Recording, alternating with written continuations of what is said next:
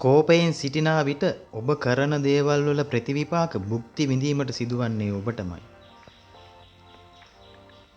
සුන්දරත්වයේ නිර්මාණය කරන්නේ බාහිර ආලේපන නොව සතුට හා සෞඛ්‍යයයි.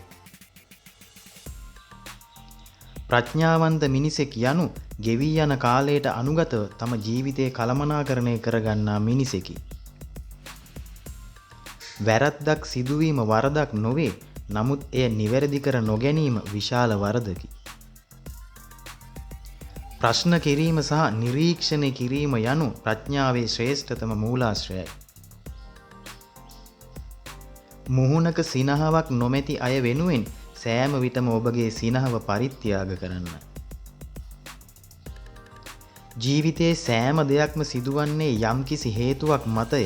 එම හේතුව නිවැරදිව හඳුනා ගන්නා මිනිසුන් පමණක් තම ජීවිතය වෙනස් කරගනී. ඒක ඔයාගේ නෙවෙයි නම් ගන්න එපා. ඒක වැරදි නම් කරන්න එපා. ඒක දන්නේ නැත්නම් කියන්න එපා. වාද කිරීමට තර්කයක් නොමැති තැන නිහඬතාවයේ ආශිර්වාදයකි. කිසිම දෙයකට ඉක්මන් නොවන්න සෑම දෙයක්ම කාලයට අනුගතව සිදු කරන්න. ඔබේ මමත්වයේ ක්‍රියාත්මක වන විට ඔබගේ වාසනාව පිරිහෙන්නට පටන් ගනී. බලාපොරොත්තු සුන්වීමකින් ඔබට විඳවීමට සිදුවන වේදනාවෙන් වැළකීමට නම් පළමුව ඔබව ජයග්‍රහණය කරගන්න. කෝපයෙන් ආරම්භ වන සෑම දෙයක්ම ලැජ්ජාවෙන් පසුතැවිල්ලෙන් හා අපකීර්තියෙන් අවසන් වේ.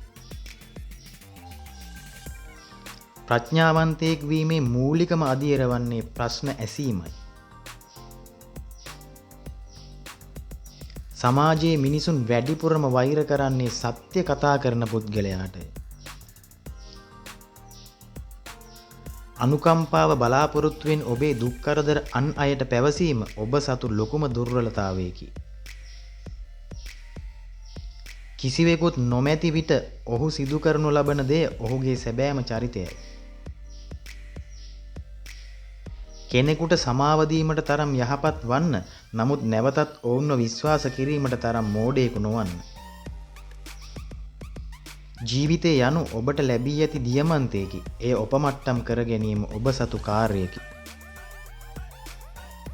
සැබෑම ඔබ යනු ඔබ කියන දෙය නොව ඔබ කරන දෙයයි. සිනාසෙන මිනිසුන් යනු වේදනාවක් නොමැති මිනිසුන් නොවේ. ඔවුන් වේදනාව අතරින් සිනහව සොයාගත් මිනිසුන් වේ. ඔබේ බාහිර පෙනුම කුමක් වුවත් කරුණාව ඔබව සුන්දරම පුද්ගලයා බවට පත් කරයි. ඇවිදින කුහුඹුවන් ඇවිදින බල්ලෙකුට වඩා බොහෝ දේ සාක්ෂාත් කරගනී.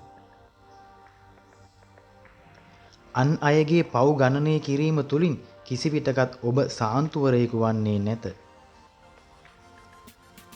නපුර තුරන් කිරීමට නම් පළමුව තමා තුළ යහපත නිර්මාණය කරගත යුතුය. මේ පෘථුවිහි ඇති සුන්දරම ස්ථානය ඇත්තේ ඔබේ හදවත තුළයි. නමුත් එය නැරඹීමට තරම් වාසනාවන්ත වන්නේ ඉතාමත් සුළු පිරිසක් පමණි. ඉතාමත් අමාරුවෙන් අන් අයට ඔබව ඔප්පු කර පෙන්වීමට දරන උත්සාහය නවත්වා ඔබව ඔබටම ඔප්පු කර පෙන්වීමට උත්සාහ කරන්න. ඔබේ ආත්මයට සාමය ලැබෙන ස්ථානය ඔබේ සැබෑම නිවහනයි. සමහර විට කිසිවෙකුත් විශ්වාස නොකරන එකම දෙය සත්‍ය විය හැකියි. මින් පෙර ඔබ ළඟ නොතිබූ දෙයක් ලබා ගැනීමට නම් ඔබ මීට පෙර කවදාවත් නොකළ දෙයක් කළ යුතුය. කාලය මුදල් වැනිය. අද ඔබ එය නිකරුණේ නාස්ති කළහොත් හෙට ඔබට ඒ වෙනුවෙන් වන්දි ගෙවීමට සිදුවේවි. ඔබ යම් කෙනෙකුව අඛණ්ඩව විශ්වාස කරන්නේ නම් අවසානයේ ඔබට හොඳ මිතුරෙක් හෝ ඔබට හොඳ පාඩමක් ලැබේ.